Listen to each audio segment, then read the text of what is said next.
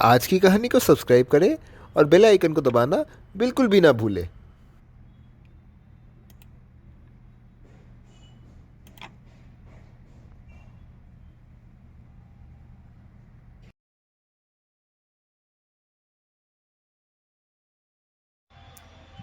एक गरीब लड़की थी जो अपने परिवार संग घने वन में सामान ढूंढते हुए जा रही थी।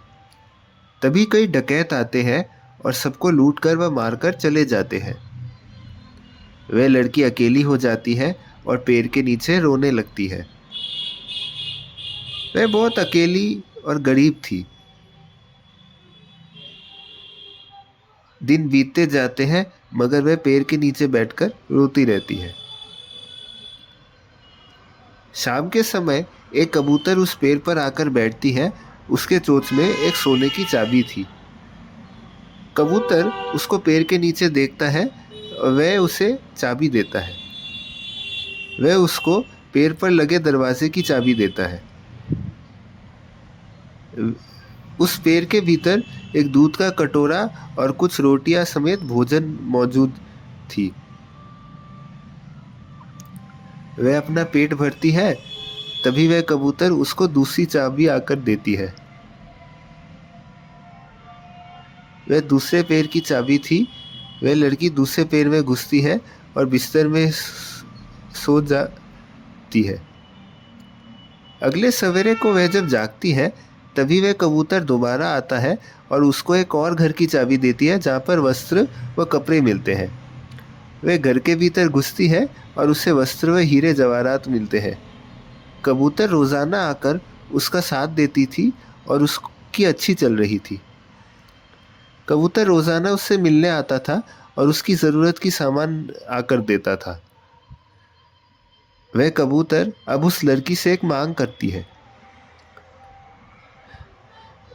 वह एक बूढ़ी औरत के घर जाने को कहती है जहाँ पर वह उसे हीरे जवाहरात से भरे हुए कमरे में जाने को कहती है। वहाँ एक बूढ़ी औरत थी जो उसको अपने घर में स्वागत करती है। वह घर के भीतर घुसती है और उस कमरे तक पहुँचती है।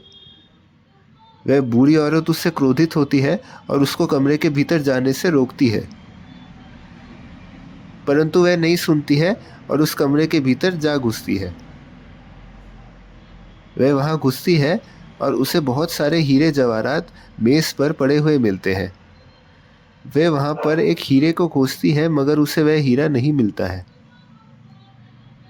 तभी वह बूढ़ी औरत को चोरी करते हुए देखती है।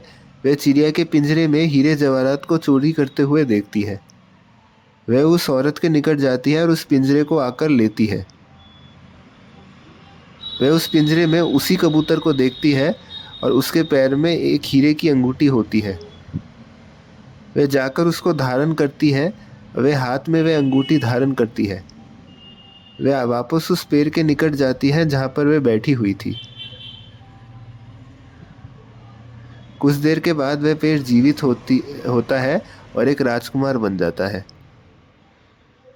वह राजकुमार उस बूढ़ी औरत के बारे में बताता है जिसने उसको पेड़ बना दिया था। वह राजकुमार उस लड़की पर धन्य होता है और इसी प्रकार वे दोनों संग रहने लगे।